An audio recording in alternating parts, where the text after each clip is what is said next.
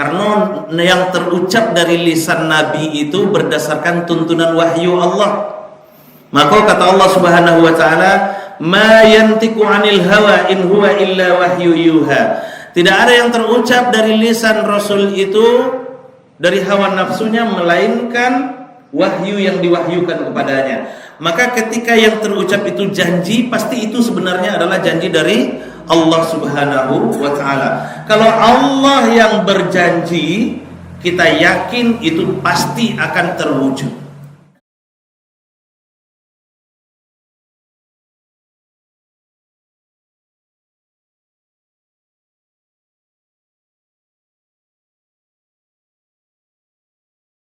Assalamualaikum warahmatullahi wabarakatuh.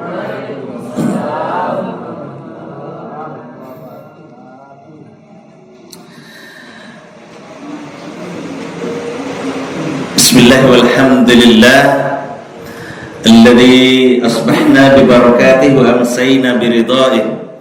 Asyhadu an la ilaha illallah wahdahu la syarika lah wa asyhadu anna Muhammadan abduhu wa rasuluh sallallahu alaihi wasallam la nabiyya ba'dah.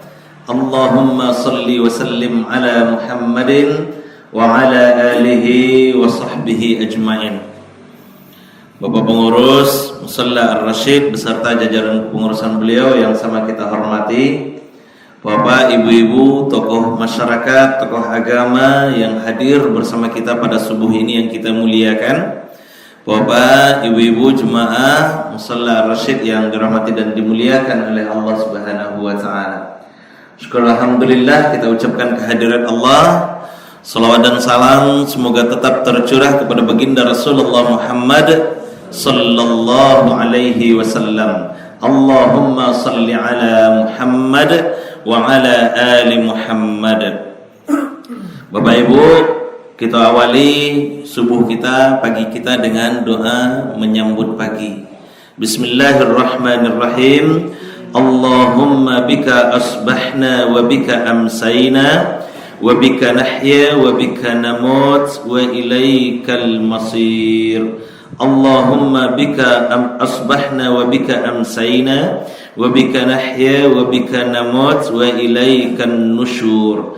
Ya Allah, bersamamu kami pagi ini, kami harap tetap bersamamu sampai sore nanti. Bersamamu hidup dan mati kami, kepadamu lah kami kembali. Amin ya rabbal alamin. Baik Bapak Ibu, untuk kajian kita subuh ini kita ambil dari hadis riwayat Muslim, nomor hadis 2588. Hadis Muslim nomor hadis 2588. Kata Rasulullah sallallahu alaihi wasallam, bismillahirrahmanirrahim. Hadis ini Bapak Ibu, hadis ini berisi janji Rasulullah. Hadis ini berisi janji Rasulullah, tapi walaupun Nabi yang berjanji, ambo yakin yang akan mengabulkan pasti Allah. Karena yang terucap dari lisan Nabi itu berdasarkan tuntunan wahyu Allah. Maka kata Allah Subhanahu wa taala, "Ma yantiqu 'anil hawa in huwa illa wahyu yuha." Tidak ada yang terucap dari lisan Rasul itu dari hawa nafsunya melainkan wahyu yang diwahyukan kepadanya. Maka ketika yang terucap itu janji, pasti itu sebenarnya adalah janji dari Allah Subhanahu wa taala. Kalau Allah yang berjanji, kita yakin itu pasti akan terwujud. Pasti akan terwujud Bapak Ibu. Apa janji Rasulullah sallallahu alaihi wasallam? Apalagi yang diucapkan oleh orang yang paling mulia di permukaan bumi ini, orang yang tak pernah berbohong di permukaan bumi ini. Apa janji Rasulullah sallallahu alaihi wasallam? Satu, manaqasat shadaqatun min malin. Harta tidak akan pernah berkurang jika disedekahkan. Sekilas tadi pas ambo sedang parkir, itu pembicaraan tadi. Itu janji Rasulullah Bapak Ibu. Janji Rasulullah itu berarti janji Allah. Harta tidak akan pernah berkurang jika disedekahkan. Maka tidak ada orang yang miskin karena sedekah, tidak ada orang yang melarat karena sedekah, tidak ada orang yang bangkrut karena sedekah. Justru makin banyak awak bersedekah, makin banyak rezeki itu turun ke awak. Yakinlah Bapak Ibu. Mau contohkan Bu, ibu-ibu ambo pagi-pagi pergi ke pasar. Contoh Pak, pagi-pagi pergi ke pasar, tiba di pasar beli pisang batu sesike, ubi jala gak sekilo, yang peta ampek warna-warni itu apa namanya Pak? Delimo. Delimo agak 2 bungkuy. Kemudian gula saka, gula anau, karambi, bawa pulang, tiba di rumah, dimasak, dipotong-potong, dicincang-cincang, diberasihan, dimasak jadi kurang pandan, minta ke tetangga. Tapi minta, jangan diambil saya. Kadang-kadang tetangga ada aduh ambil saya kan, minta ke batangnya kan. Nah, itu bahaya tuh Bu, bahaya tuh mah. Apa bahaya Ustaz? Bahaka indah.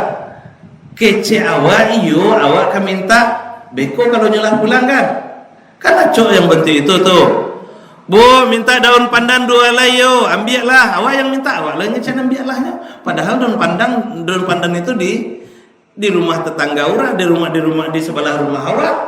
Ndak punya awak kan? Nah, bahaya itu. Nah, jadi Bapak Ibu, lah masak kola sapariua awak mangkok-mangkokan dapat 10 mangkok dawak, samangkok awak tinggal di rumah, 9 mangkok awak bagi-bagikan ke tetangga. Untung atau rugi, Bu? Untung atau rugi? Iko yang bakar aja awak Pak. Yang pai ka pasawa nan babalanjo awak, pitinyo piti awak, nan pane awak dapat samangkok, tetangga awak bagi-bagi 9 mangkok. Untung atau rugi? Jujur sajalah. Cie dewanya Pak, 9 orang. Kini mau pilih, aku ragu menjawabnya. Kalau dilihat dari segi dunia, untung atau rugi? Kan kareh jawabnya Pak. Kalau dilihat dari akhirat, untung atau rugi? Lebih kareh lagi untungnya adalah Bapak Ibu ambo sampaikan, baik dari segi dunia maupun dari segi akhirat tetap untung. Dari mana untungnya Ustaz? Coba bayangkan deh Ibu. Sekolah mangko patamu wantan ke tetangga A, beko balik goreng ayam. Kan balik biasanya kan? Mangko nan kedua wantan ke tetangga B, nyagi gulai kepala laut. Mangko nan ketiga wantan ke tetangga C, balik onde-onde. Mangko nan kampe, pergedel Pak. Jadilah. Mangko nan kampe nyobalian jo pergedel. Mangko nan kalimo kosong. Terima lah, mungkin lagi tidak masaknya tuh mah. Mangko nan ke-6 apel 1 kilo, mangko nan ke-7 salak serenteng, mangko nan ke-8 jeruk 1 kilo, mangko nan ke-9 je mangkok-mangkoknya ndak terpulang Ustaz. Akan ada loh bantu itu. Nah, coba hitung Bapak Ibu. Pertama tadi yang awak bagikan kolak. Itulah dapat awak gulai ayam, dapat kepala laut, dapat buah apel, dapat salak, dapat onde-onde, dapat pergedel. Untung atau rugi? Untung kiranya kan? Untung awak Bapak Ibu, untung kita. Coba kalau nan kalamat di tetangga aku sih mah. Masih yo. Awak nan pandai bakar aja piti awak nan Nabi inyo cuma makan sandang saja, enggak ada cerita bagi-bagi do. Pokoknya 10 mangkok di rumah kamu sadonyo. Nah, Bapak Ibu, dek karena 10 mangkok kondak awak bagi-bagikan, maka nang gulai laut tadi ndak datang. Karena tetangga anak awak kirim. Tetangga B ndak awak panciang, maka kapal laut tadi pun ndak tiba. Tetangga D goreng ayam tadi pun ndak awak terima. Tetangga C onde-onde tadi apa? Onde-onde tadi pun ndak diagiannya. Pergedel pun ndak dikasihnya. Bantu itu tarik. Untung atau begitu? Rugi kita justru kan. Apalagi yang 10 mangkok kadang-kadang alun tantu habis di awaknya keluarga. Kadang-kadang basi tabuang. Sudahlah iko kota buang dan iko pun dah diterima. Rugi kita justru Bapak Ibu, rugi kita. Jadi besok kan sementara puasa kok kamu buat kolak banyak buat kolak bagi-bagi ke tetangga sedoyo. Tapi jangan diarok lo dek kerana antar kolak beko awas lah. Agi kamu balainya jangan betul itu. Nah, itu dari segi dunia Bapak Ibu, itu dari dunia. Apalagi dari akhirat, pasti akan sangat banyak banyak balasan dari Allah Subhanahu wa taala. Pasti akan sangat banyak. Makanya firman Allah itu dikatakan, "Matsalul ladzina yunfikuna amwalahum fi sabilillah kamatsali habbatin ambatat sab'a sanabila fi kulli sumbulatin mi'atu habbah wallahu yudha'ifu liman yasha wallahu wasi'un alim." Perumpamaan orang yang berinfak itu, orang yang bersedekah, yang berderma, yang berwakaf, yang memberi di jalan Allah itu, kamatsali habbah, bagaikan ia punya satu butir benih, anbatat, dia tanam, anbatat sab'a sanabila, satu butir itu dia tanam, anbatat sab'a sanabila, tumbuh nanti 7 tangkai. Bahkan lebih hebat lagi, fi kulli sumbulatin mi'atu habbah, setiap tangkai ada buah 100. Satu tangkai yang satu butir yang awak tanam, 700 yang akan kita terima. Barang luar biasanya itu Bapak Ibu. Dan itu baru hitung-hitungan sederhana. Ada yang lebih hebat lagi dari itu. Apa? Wallahu yudha'ifu liman yasha. Allah akan lipat gandakan. Itu bukan 700. Kalau sudah bahasanya dha'afa yudha'ifu, itu sudah tanpa batas Bapak Ibu. Kalau batu-batu berinfak, berderma, berwakaf, bersedekah di jalan Allah, dha'ifu liman yasha, yudha'ifu liman yasha. Allah lipat gandakan tanpa batas bagi siapa yang Allah kehendaki. Barang luar biasanya itu Bapak Ibu. Maka tidak akan pernah ada sejarahnya orang yang miskin karena sedekah. Tidak akan pernah ada dalam sejarah seperti itu. Tidak akan ada dalam sejarahnya orang yang bangkrut karena sedekah, orang yang melarat karena sedekah. Semakin banyak awak bersedekah Bapak Ibu, semakin banyak rezeki itu turun ke awak. Bukankah dalam hadis lain Rasulullah sampaikan, istanzilur rizqa bis sadaqah, pancing rizkimu dengan sedekah, panggil rizkimu dengan sedekah. Julu rezeki itu jo sedekah. Makin banyak awak bersedekah, banyak rezeki yang akan turun ke awak. Banyak rezeki yang akan turun ke awak. Yakinlah Bapak Ibu. Apalagi bulan puasa sebentar lagi 2 hari lagi, itu kesempatan terbaik bagi kita. Tadi malam, mohon maaf, tadi malam mungkin jadi apa juga bagi kita. Ambo ceramah di Gunung Pengilur, baru dibuat list, kinilah 32 malam ada yang menanggung. Padahal bulan puasa cuma 30 malam ya. Lah ditanggung paket Ramadan itu 32 malam. Luar biasa tuh. Nah, kadang-kadang di tempat lain baru 3 malam, baru 6 malam yang bersedia menanggung. Ini udah 32 malam. Bantu itu semangatnya bersedekah. Belum lagi sedekah-sedekah yang lain. Nah, maka Bapak Ibu sekali lagi, karena ini adalah janji Rasulullah. Janji Rasulullah pada hakikatnya adalah janji Allah. Kita yakin. Maka jadikan sedekah itu umpan.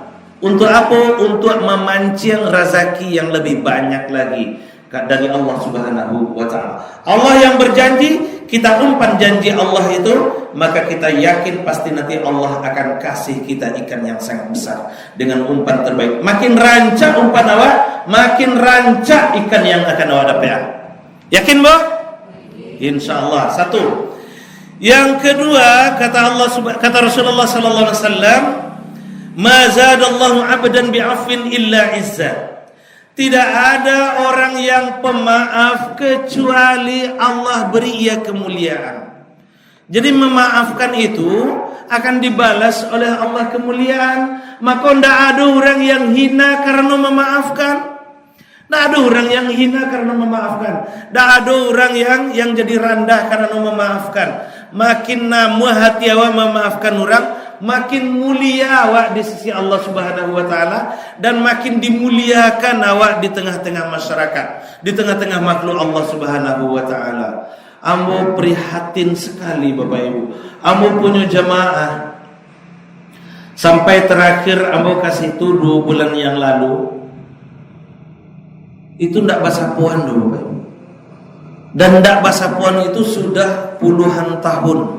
Ambo kasih itu masuk dulu tahun Amo takana mana masuk jadi garing di situ tuh tahun 8 bales September 9 bales September 9 bales September 9 bales 99 tanggal 9 bales bulan 9 tahun 99 hari Jumat. Waktu itu khatib tetap yang mengisi di situ Ustadz Lokot Nasution, dosen Amo takana mana tuh? Karena mana tuh Bapak Ibu? Amo masuk ke situ tahun 99. Enggak usah sampean musajinya, sagan kan. Amo masuk ke situ tahun 99 sampai kini Amo masih terjadwal jadi khatib tetap di situ. Sudah 22 tahun Bapak Ibu. Lah membana Amo Pak Allah mah ganti lalai indah. Pokoknya khusus umur zaman ndak ada cerita ke diganti-ganti dulu. Nah itu loh gawatnya Pak. Gawatnya. Jadi ambo ke situ tapi Bapak Ibu adolah jemaah ambo yang bahkan di dalam khutbah pun lah ambo sampaikan sampai menangis ambo. Dalam khutbah itu hadir beliau waktu itu. Karena apa? Karena lah ambo sang orang tua ambo sadunya. Karena lah ada kayak mana? Ambo dak pernah pindah-pindah masjid doh. Ambo jadi garing di situ sampai tamat, sampai menikah ambo diantar di orang situ, lah menikah baru pindah ambo. Menikah baru pindah. Nah, itu mana? Tidak pernah mau pindah-pindah masjid. Ambo kan tipenya orang setia, Bapak. Nah, jadi seperti itu Bapak Ibu. Nah, tapi aduh itu yang paling ambo sayangkan sampai kini. Kedua-duanya orang tahu jo agama, hidup berdampingan, bertetangga. Sebelah-sebelahan mana rumahnya. Koko madok ke jalan, ikoko melereng juga. Di sebelah mana? Keluar iko dari siko, keluar iko dari siko. Batamu tuh mah, langsung batamu. Tapi ndak bahasa puan. Kedua-duanya tahu jagamu. Kedua-duanya aco menjadi imam. Tapi ada yang lebih parah lagi. Kedua-duanya kan satu masjid itu. Beliau satu masjid. Ketika yang surang jadi imam, yang surang ndak namo sama sekali ikut tuh. Biarlah pulang balik. Ketika yang surang laiku jadi imam, yang surang ko laiku tapi beko selesai sholatnya ulang sholatnya balik. Nah, cuy itu bana parahnya Bapak Ibu. Cuy itu parahnya. Yuk batu sampai menangis ambon khutbah di situ menyampaikan hal itu. Apalah yang apa bana masalahnya sampai membuat awak bantu itu. Padahal kita ini satu masjid, kadang-kadang berada di saf yang sama, yang kita sembah Tuhan yang sama, yang kita ikuti Nabi yang sama, yang kita pedomani kitab yang sama. Apalagi alasan kita untuk tidak saling memaafkan. Sampai kini Bapak Ibu, yang surang lain itu mengalah beliau. Pai kaupi beliau sholat. Naik oto kaupi, kadang naik onda kaupi pai sholat. Yang surang lain tetap sholat di masjid situ tuh. Karena memang dak batamu dak mau diupi bako di siko Pak sholat kini mah kecemo kan. Iyo Ustaz betiko lah ceritanya. Ndak tahu ambo di situ tuh dulu. Malu ambo semua jemaah semua masyarakat awak atau beliau. Luar biasa Bapak Ibu. Ambo mencari Tuhan iko jangan sampai iko jadi pelajar. Jadi iko kok jadi apa harusnya iko kok jadi pelajaran bagi awak. Ndak ada gunanya, Bro. Tidak ada gunanya awak untuk menyimpan dendam itu. Apa gunanya? Dan baralah kabarnya masalahnya. Kalau dihitung-hitung bareng masalah, anun sabara masalah awak ledo. Kalau Nabi Muhammad yang awak pedomani, Pak Ibu, ini Jabal Qubais, ini Ka'bah. Untuk sampai ke dari Jabal Qubais, di bawah Jabal Qubais itu kan ada rumah Nabi itu. Rumah Ummu Aminah, tempat kelahiran Nabi yang sekarang dijadikan pustaka, ada kayak Zam-Zam sabil itu, tapi awak mambi air Zam-Zam, sapue-kuenya, bahkan mandi air Zam-Zam, boleh di situ. Dari situ itu jadi pustaka sekarang. Sampai ke Ka'bah itu kan melewati rumah Abu Lahab. Rumah Abu Lahab rumah tukang ludah tukang ludah. Setiap hari lewat dapet ludah.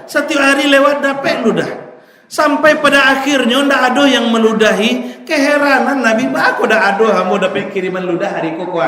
Nyo cari mana Nabi itu? Kok awak bantu itu tuh ndak dapat ludah tuh bersyukur awak. Nabi ndak. Heran beliau, aku ndak ada ludah hari kok. Akhirnya dicari oleh Nabi, dicari informasi bakor. Sampai tidak ada orang yang meludahi kama si anu yang biasa meludahi. Kata masyarakat si anu saki ya Rasul. tadanga si tukang ludah itu sakit, Nabi orang yang pertama malie kalau awak lihat kalau batu itu tuh.